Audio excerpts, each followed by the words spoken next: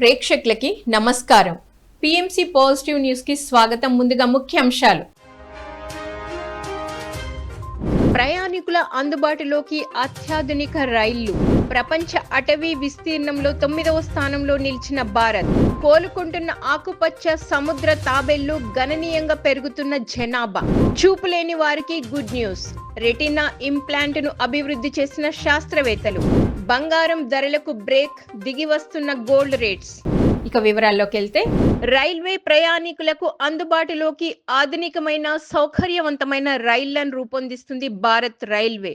ఇప్పటికే అమృత్ భారత్, వందే భారత్ వంటి ఎక్స్ప్రెస్లు దేశవ్యాప్తంగా సేవలను అందిస్తుంటే, తాజాగా వందే భారత్ స్లీపర్ రైళ్లను రయ్యిన దూసుకుపోవడానికి సిద్ధమయ్యాయి. తాజాగా వందే భారత్ స్లీపర్ రైల్ కోసం మొదటి ఏసీ కోచ్ డిజైన్ ఇటీవల న్యూఢిల్లీలో జరిగిన 11వ అంతర్జాతీయ రైల్వే పరికరాల ప్రదర్శనలో ఆవిష్కరించారు. వందే భారత్ స్లీపర్ మొదటి రైలు ఢిల్లీ, అహ్మదాబాద్, భోపాల్, పాట్నా వంటి గమ్యస్థానాలతో కలుపుతుంది. ప్రయాణ 1000 కిలోమీటర్ల వరకు దూరాన్ని కవర్ చేస్తుంది. వందే భారత్ స్లీపర్ రైలుకు సంబంధించి మొదటి ఏసీ కోచ్ డిజైన్ ఎంతో విశాలంగా 4 బెర్త్ కంపార్ట్మెంట్ తో అన్ని సౌకర్యాలను కలిగి ఉంది.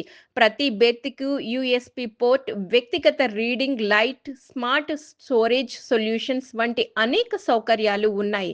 అత్యాధునిక సౌకర్యాలతో ఎంతో లగ్జరీగా ఏసీ కోచ్ బెర్తులు కనువిందు చేస్తున్నాయి. కాగా 2026 జూన్లో మొదటి నమూనాను ఆవిష్కరించే అవకాశం ఉంది.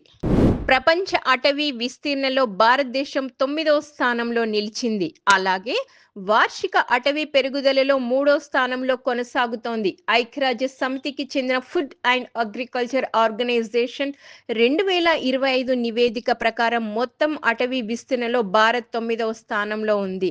గతంలో 10వ స్థానంలో ఉండగా మెరుగుపడి ఈ స్థానానికి చేరుకుంది. ఇండియా అటవీ విస్తీర్ణం దాదాపు 72.7 మిలియన్ల హెక్టార్లు. ఇది ప్రపంచంలోని మొత్తం అటవీ విస్తీర్ణంలో సుమారు 2%. అత్యధిక అటవీ విస్తీర్ణం ఉన్న రాష్ట్రాలుగా మధ్యప్రదేశ్, అరుణాచల్ ప్రదేశ్, ఛత్తీస్గఢ్లు నిలిచాయి. అటవీ విస్తీర్ణం పెరుగుదలకు ప్రభుత్వ విధానాలు, అలాగే గ్రీన్ ఇండియా మిషన్ వంటివి దోహదపడ్డాయి. వ్యవసాయ, అటవీ పెంపకం, తోటల పెంపకం ద్వారా కూడా అటవీ ప్రాంతం పెరిగింది. అయితే పశ్చిమ కనుమలు, ఈశాన్య రాష్ట్రాల వంటి కొన్ని ప్రాంతాలలో అటవీ క్షీణత, అటవీ అగ్ని ప్రమాదాల వంటి సవాళ్లు ఇంకా కొనసాగుతున్నాయి.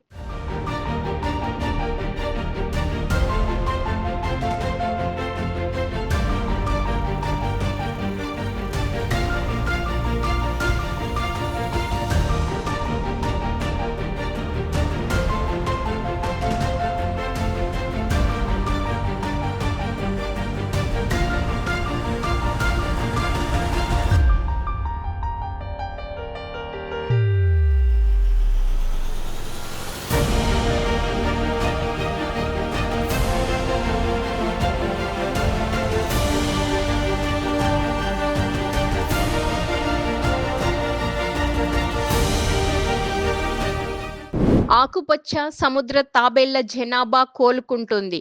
ప్రపంచ పరిరక్షణ కార్యక్రమాలు ఆకుపచ్చ సముద్ర తాబేళ్లు కోలుకునేందుకు దోహదపడ్డాయి.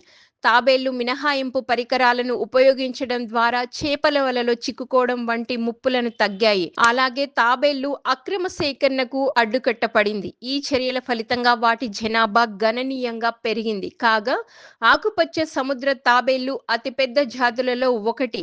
దీని శరీర కొవ్వులలో ఆకుపచ్చ రంగు ఉండడం వలన ఈ పేరు వచ్చింది.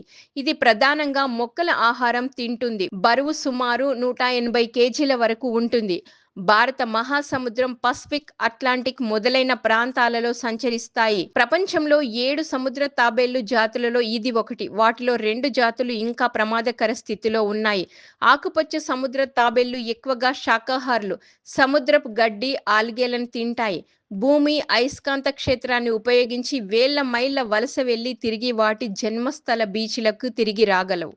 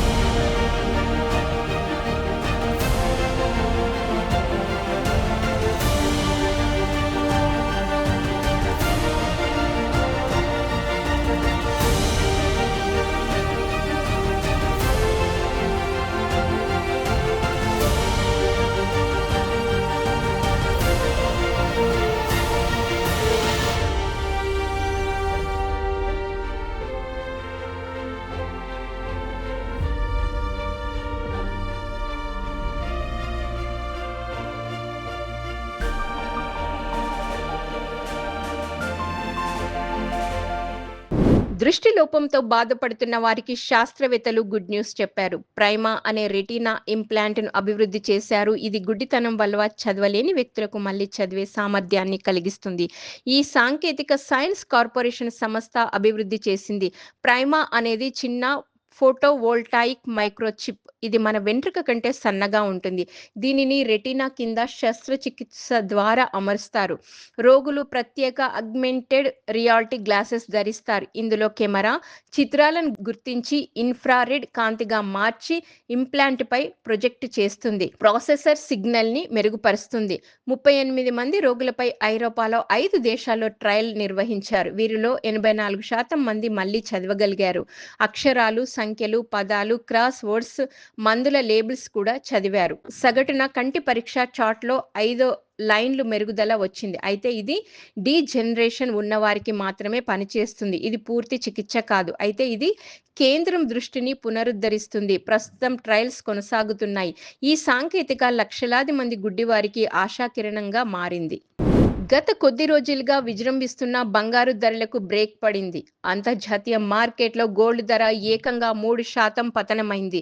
మే నెల తర్వాత ఒక వారంలో ఈ స్థాయిలో ధర తగ్గడం ఇదే తొలిసారి. దేశీయ మార్కెట్లో కూడా బంగారం ధరలు దిగివచ్చాయి. వారంలో బంగారం 5% పైగా నష్టపోవడం గత 5 ఏళ్లలో ఇదే అత్యంత తీవ్రమైన పతనం. మరోవైపు గత 3 సెషన్లుగా అమెరికా డాలర్ ఇండెక్స్ బలపడుతోంది. డాలర్ విలువ పెరిగితే ఇతర కరెన్సీలలో బంగారం కొనడం ఖరీదుగా మారుతుంది. దీంతో పసిడికి ఆకర్షణ తగ్గి డిమాండ్ పడిపోతుందని నిపుణులు అంటున్నారు. బంగారం ధరలు మరికొంత తగ్గే అవకాశం ఉందని MCXలో బంగారం 10 గ్రాముల ధర 1,23,000 స్థాయికి పడిపోవచ్చునని నిపుణులు అంచనా వేస్తున్నారు. ప్రపంచవ్యాప్తంగా మారుతున్న ద్రవ్య విధానాలు, వివిధ దేశాల సెంట్రల్ బ్యాంకుల పెద్ద ఎత్తున బంగారాన్ని కొనుగోలు చేయడం వంటివి పసిడికి మద్దతు నిలుస్తున్నాయి.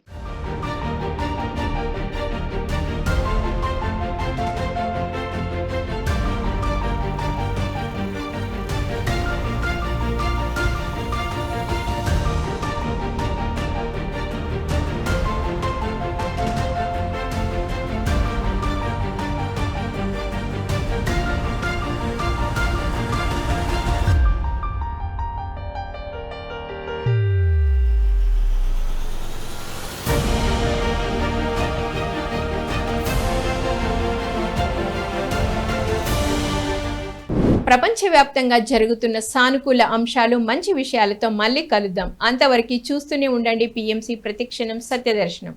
నమస్కారం.